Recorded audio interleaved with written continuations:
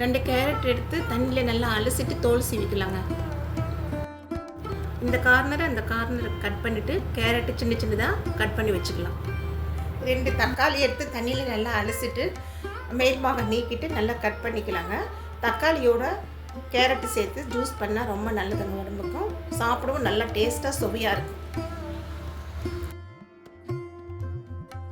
Cut பண்ணி வச்சுருக்கிற carrot mixie ஜாரில் சேர்த்துக்கலாம்.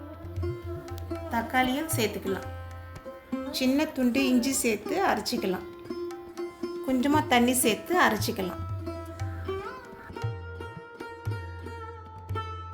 ஸ்ட்ரெயினர் வச்சு வடிகட்டிக்கலாங்க. பாதி லெமன் புழிஞ்சிக்கலாம். அரை மணி நேரம் ஊற வச்சிருக்கிற சப்ஜா, 1 டீஸ்பூன் ஊற வச்ச சப்ஜா சேர்த்துக்கலாம்.